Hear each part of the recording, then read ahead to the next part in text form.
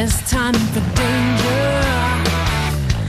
It says I wanna commit a crime, wanna be the cause of a fight. I wanna put on a tight skirt and flirt with a stranger. I've had enough. That you have the power to limit it to 21 is going to discourage the out-of-staters from coming here to party. And that's been the major problem in this unofficial St. Patrick's Day is the outsiders that come here, because it's shown by the arrests that were made, 70% were non-University of Illinois students. By limiting the age into the entry thing, it freed the police time up to concentrate more on the apartment parties. And that's something we planned on doing throughout the year, not just during high times, but we may make some changes to where we do away with any kind of hard liquor during that event, so that we take the mixed drinks out of the equation. Well, the bar should not be 21 because they've gone 21 before, and they consequently lowered the age. And I think there's a number of features that came from it. I think they're better able to be monitored in the bars. They're city trained employees, tip certification. And if they're in an apartment, there's no monitor. If there's a fight or if there's an incident here, if someone's over the influence, I can call the police, the paramedics, fire department, whoever I need to make sure that they're taken care of. We're basically the cat is going to constantly chase its tail. And at least by having them in the bar or in a city sanction, because we get our liquor license from the state and from the city, personal business, then we can, as I said before, monitor. I do believe it depends on the bar. A bar like this, Station 211, I'd say about 40% are under 21. 60% are 21. We get a lot of seniors who come here. It would hurt us financially, but I also think that underage kids come to the bar not to drink. But as we're setting up right now, we're doing a theme party tonight. As there is in Peoria, there's a club called Sneakers where underage kids go to dance. It's not strictly all about drinking.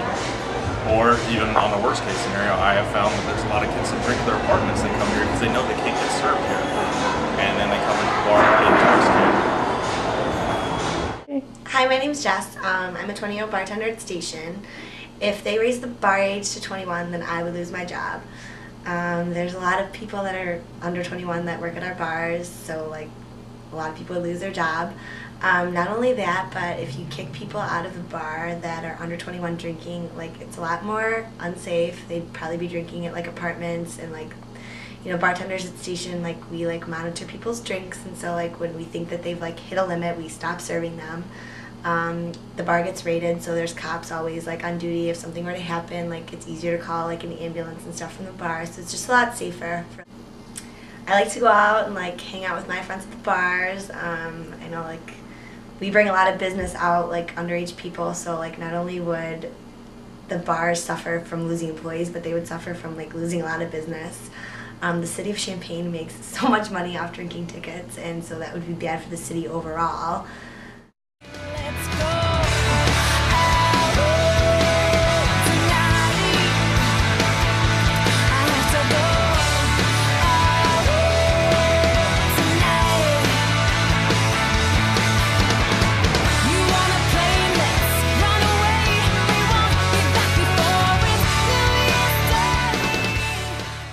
I see the length of the lines on given nights. I notice how most weekends begin on Thursday afternoon. And the lines begin to mount Thursday evening and begin to ebb by late Sunday. The weekend of unofficial most recently was one of the slower weekends. The general numbers in the licensed environments remain fairly stable. The environment over which we have the least control, for which we have the least supervision, for which the law empowers us to impose the least supervision, is the underground scene, the private scene. But I will not be supporting this because I don't think that circumstances warrant it. And if they did, we could debate whether or not it would do more harm than good, but they do not.